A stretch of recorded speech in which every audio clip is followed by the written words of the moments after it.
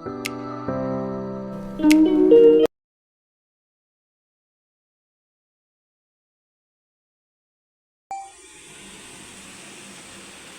আমরা ইলিশ মাছের ঝাল রেসিপি দেখাবো। চলে আসুন দেখে নিই কী কী লাগবে।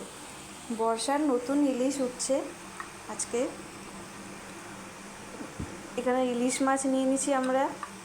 এখানে আছে কাঁচা লঙ্কা, টমেটো, পেঁয়াজ কুচি, কালো জিরে, এখানে আছে কালো সরষা, সাদা সরষা, লঙ্কা গুঁড়ো, হলুদ গুঁড়ো, রান্নাটা আমরা সর্ষের তেলে করব, আর এখানে নুন, আর এখানে আমাদের ধনেপাতা।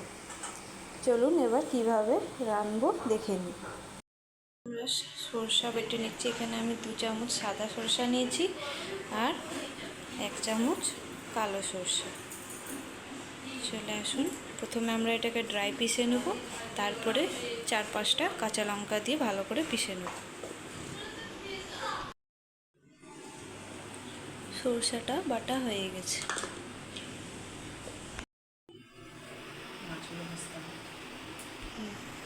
প্রথমে আমরা সরষের তেল দিয়ে দিলাম। এখানে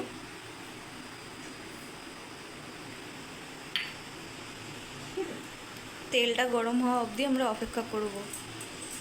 তেল গরম হয়ে গেছে, এবার আমরা একে একে মাছগুলো ছেড়ে দেব।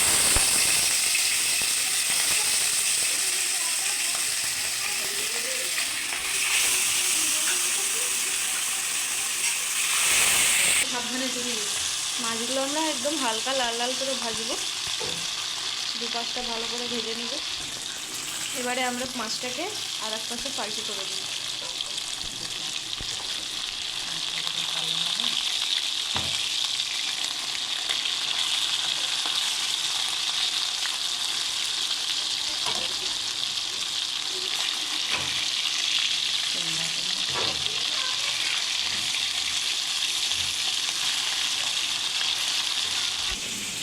মাছগুলো আমাদের ভাজা হয়ে গেছে, মাছগুলো আমরা উঠিয়ে নিচ্ছি। কড়াটা আমাদের গরম হয়ে গেছে, এবার আমরা সরষের তেল ঢেলে দিচ্ছি।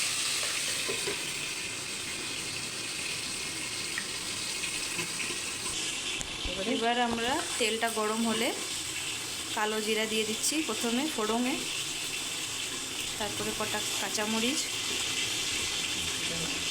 আমি এখানে 4-5টা কাঁচামরিচ নিয়েছি, আপনারা কেমন ঝাল খান ওরকম আপনারা নিয়ে নেবেন। সরষাটা লঙ্কা আছে, এটা একটু আমরা হালকা করে ভেজে নেব।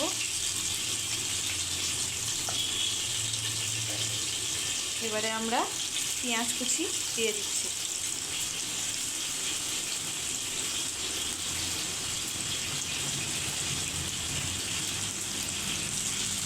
তারপরে টমেটো কুচি দিয়ে দিলাম। এবার এটাকে ভালো করে নাড়াচাড়া করে ভেজে নেব।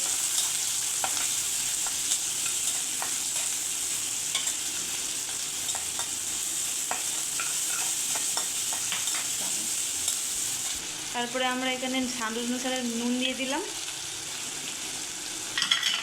এখানে আমি 1 চামচ মতন হলুদ দিচ্ছি।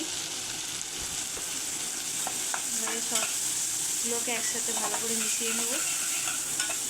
পেঁয়াজ আর টমেটোর আমরা খুব বেশি ভাজবো না, ইলিশ মাছে খুব বেশি ভাজা হলে ভালো লাগে না। আপনারা সবাই আমার ভিডিওটা কোথা থেকে দেখছেন কমেন্টে নিশ্চয়ই জানাবেন, আর এই ভিডিওটা ভালো লাগলে পরে কমেন্টে বলবেন কেমন লেগেছে। 2 মিনিট আমরা মশলাটাকে ভালো করে নাড়াচাড়া করে ভেজে নিয়েছি। এবারে আমরা সরষাটা অ্যাড করব।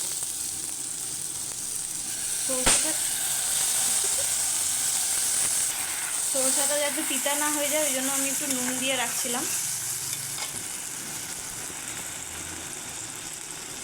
সরষাটা দিয়ে তারপরে একটু আন্দাজ মতন আপনারা জল দিয়ে দেবেন।